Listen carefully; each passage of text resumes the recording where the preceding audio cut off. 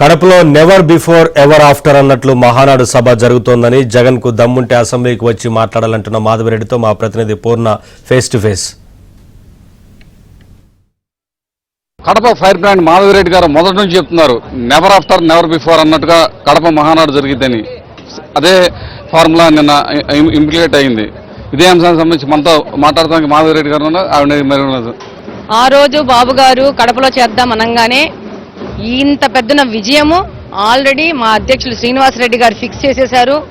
ఇంత సక్సెస్ చేయాలనుకున్నారు. ప్రతి ఒక్కరము ఇది మా కుటుంబంలో జరుగుతున్న పండగలాగా చేశాము. ప్రతి ఒక్కరూ కడప జిల్లాలోని గెలిచిన ఎమ్మెల్యేలు, ఇన్ఛార్జీలు, ప్రతి ఒక్క కార్యకర్త, నాయకుడి యొక్క కష్టం ఫలితమే, వాళ్ళ పార్టిసిపేషన్ ఫలితమే ఈరోజు ఈ మహానాడు ఇంత విజయవంతం అవడము.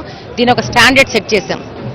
నెవర్ బిఫోర్ ఎవర్ ఆఫ్టర్ లాగా నెక్స్ట్ మహానాడులు దీన్ని బేస్ చేసుకొని వెళ్లాల్సిన పరిస్థితి కల్పించాం. ఇంకోటి, ఈ మహానాడు సక్సెస్ అనేది ఎవరికి సింబాలిక్ గా వెళ్ళబోతుంది? కడపలో మా పార్టీ విధానాలు, మా పార్టీలో కార్యకర్తల గురించి డిస్కషన్ కోసము మహానాడు పెట్టుకున్నాం. ఎవ్వరు దీంట్లో ఎవరిని టార్గెట్ చేసింది కాదు. ప్రజలకు ఎలా మంచి పరిపాలన తీసుకుపోవాలా, ప్రజలకు ఇంకా ఎలా దగ్గర అవ్వాలా, ఇంకా ఎక్కడెక్కడ మనం ల్యాబ్స్ లోనూ వాటిని ఎట్లా కరెక్ట్ చేసుకోవాలనే దాని మీద ముందుకెళ్తున్నాము.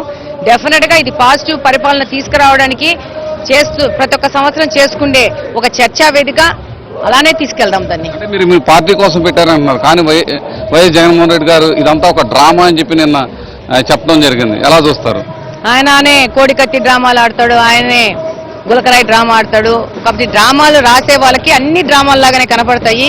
ఈ మాటలు మానేసి నీతో సహా బ్యాలెన్స్ 10 మందిని తీసుకుని అసెంబ్లీలో కూర్చుంటే ఏది డ్రామానో ఏది వాస్తవమో మాట్లాడుకుందాము. దొంగగా రిజిస్టర్ తీసుకుపోయి సంతకాలు పెట్టడం కాదు. చేత అయితే అసెంబ్లీలో కూర్చోండి, చేత కాకపోతే రిజైన్ చేయండి, లేకపోతే జీతాలు మాత్రం వాపస్ మేము తీసుకోవట్లేదు ఈ 5 సంవత్సరాలని చెప్పి రాసిచ్చేయండి. అంటే మీరు కడపలో మొత్తం కూడా వైఎస్ విగ్రహాలను సైతం కూడా పుష్పమయం చేశారు అని చెప్పి ఒక ఆరోపణ అయితే వైసీపీ నాయకులు చేస్తున్నారు. దాన్ని ఎలా చూడాలి? వాళ్ళ విగ్రహాలు ఎందుకు టార్గెట్? ఎవరి విగ్రహాలు ఇక్కడ ఏం కాదు. ప్రతి ఒక్క సర్కిల్ ని డెకరేట్ చేసినాము. రాజశేఖర రెడ్డి గారు అంటే కూడా మాకు కూడా గౌరవం ఉంది. డెఫినెట్ గా 2 రోజులు పండగ, ఒక పండగ జరిగినప్పుడు తోరణాలు, అలంకరణలు చేసుకుంటాము. అలానే చేసుకున్నాము. రాజశేఖర రెడ్డి విగ్రహమే కాదు, ప్రతి ఒక్క సర్కిల్ ని చేసుకున్నాము. వాళ్ళు మా విగ్రహం మాకు కావాలి, తల తీయండి అంటే తల దగ్గర ఓపెన్ చేసి చేసాము, అంతే. అందులో ఏమి పెద్ద డిస్ప్యూటెడ్ ఇష్యూ కాదది. క్రమశిక్షణ కలిగిన పార్టీ అంటే తెలుగుదేశం పార్టీ. అసలు మీరు టార్గెటే కాదు, మీరు ఎగ్జిస్టే చేయట్లేదు. కాబట్టి మీ గురించి మీరు పెద్దగా ఊహించుకోకండి. We're not thinking about you.